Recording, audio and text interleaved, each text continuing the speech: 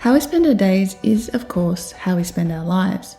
So today I want to talk about two aspects of, I think, a successful business and a successful life, and that is attention and schedules. Creative people often make the mistake of waiting for inspiration to strike before getting work done.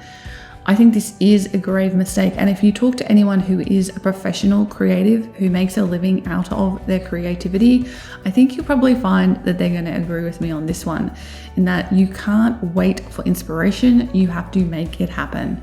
Those of us who want to make a living from our creative work have to do the work and be creative consistently, day after day, week after week, month after month, year after year. We have to make creativity a habit in our lives rather than something that springs out of, just some sort of random inspiration. And how do we do this? We do this by cultivating these two things that I'm going to talk about: attention and schedules.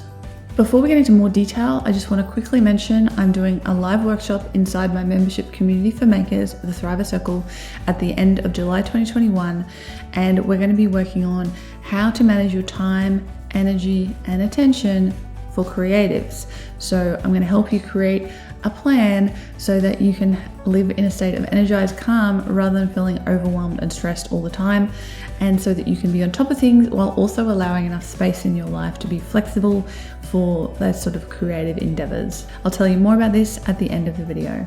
You need to make the choice to focus on your work on a regular basis, to consciously cultivate your attention and focus it at what you want to achieve and the things that you want to create. This is how you become successful as a creative. As Cal Newport says in his book Deep Work, our brains construct our worldview based on what we pay attention to. So we need to be paying attention to the work that we want to be doing and actually make space for it in our lives and in our day-to-day structure and schedule.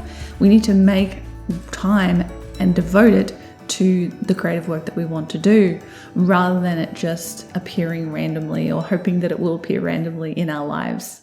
Now, attention is incredibly powerful and it can be difficult to harness. There's lots of practices out there that can help you to harness your attention, things like meditation, things like gratitude journals, things like affirmations. These are all ways of capturing and managing and directing attention. Things like gratitude journals, affirmations. Matt Diavella did a great video on affirmations just recently. I'll link to that below.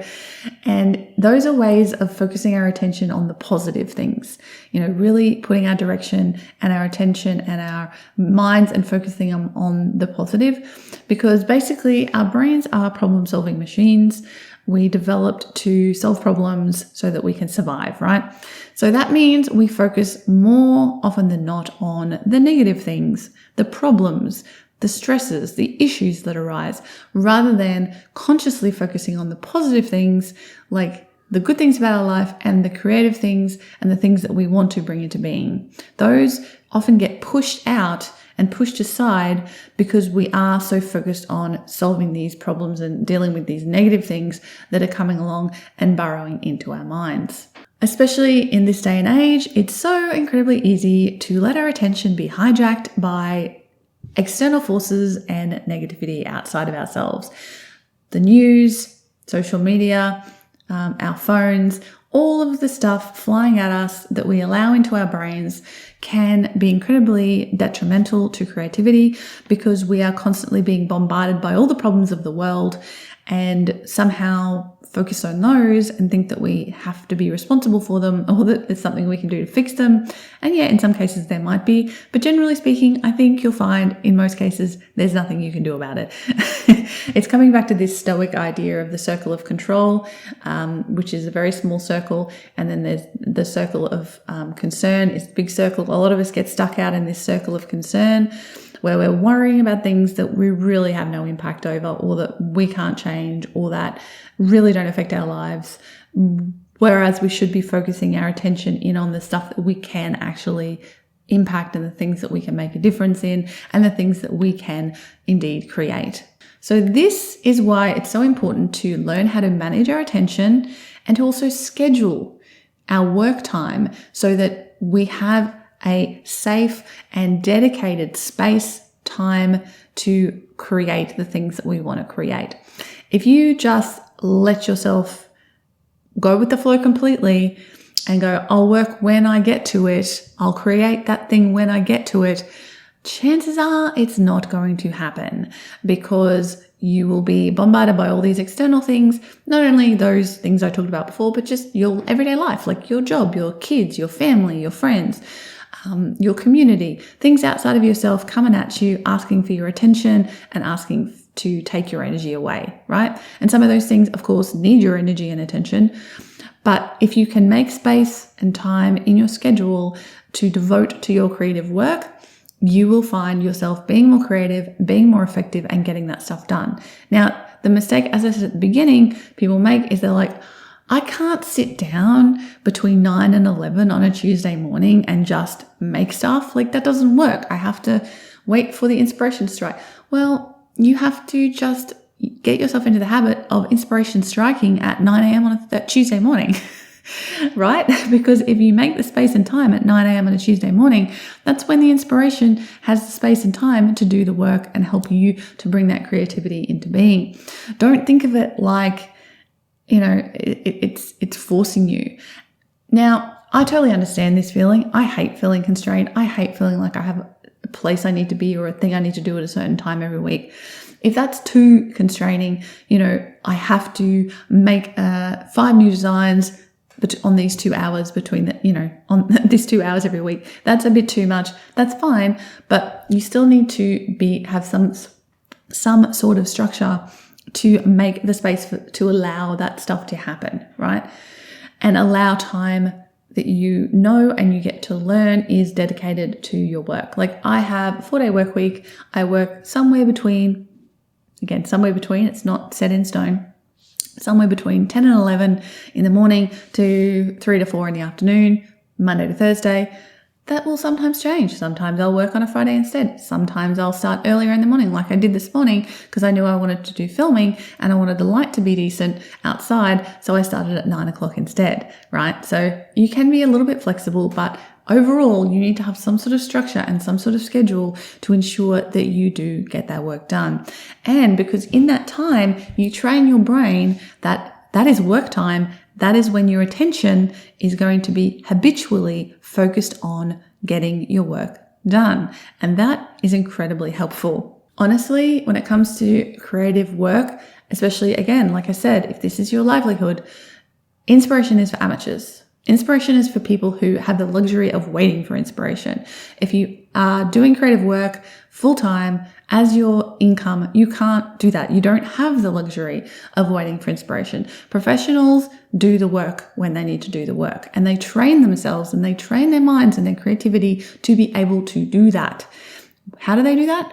By showing up every day, over and over again, setting schedules and having time that is work time, and then that's what you do in that time. That is how I get what I do done. I create a video for YouTube every week. I have a podcast, 2 podcasts that I run, that pretty much every week there is a podcast coming out that I'm a part of.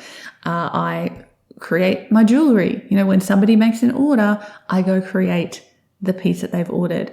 If I decide that I need new designs, I make new designs. So when you are creating on a regular basis as part of your livelihood, it's motivating. It motivates you. You have to get it done or you don't get dinner, right?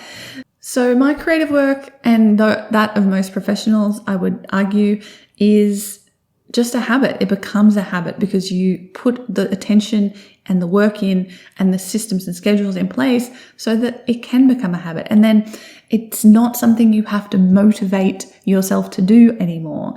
And this is a problem I see with a lot of beginners in the creative sphere, is that they're like, I can't motivate myself to do X, Y, Z, or I feel like I never get around to doing that thing. And that's because you're not making it a priority. You're not committing to it and you're not saying it has to get done.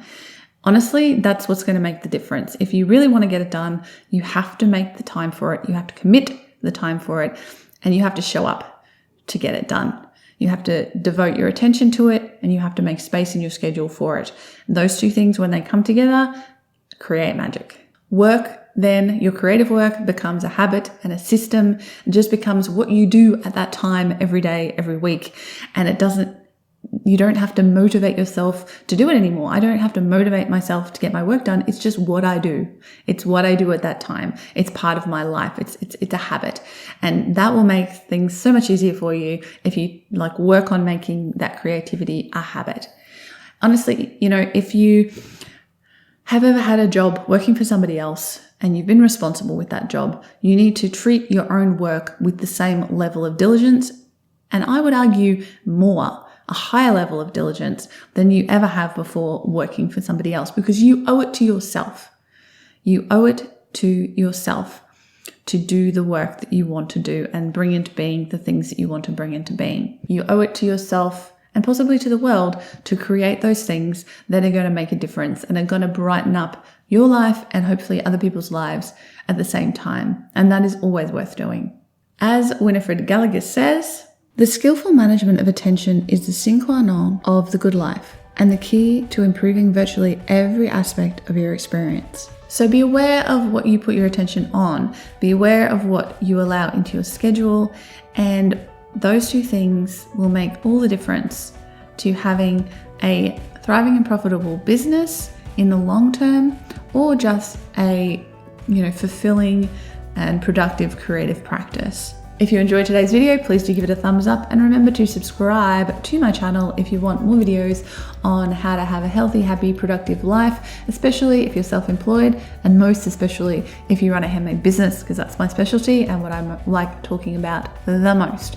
Thank you so much for watching. Remember, if you do want to come and join me for that workshop over in the Thriver Circle, the workshop is on time management for creatives, working on your attention, your energy, and your time management strategies. We're going to be talking about all of those things in that workshop, and I'm going to help you to learn some skills that will make your time management more effective in your business and your life. You can find out more over at thrivercircle.com and join the circle over there, and that will allow you to access this workshop. Thanks so much for watching and honoring me with a little bit of your attention today.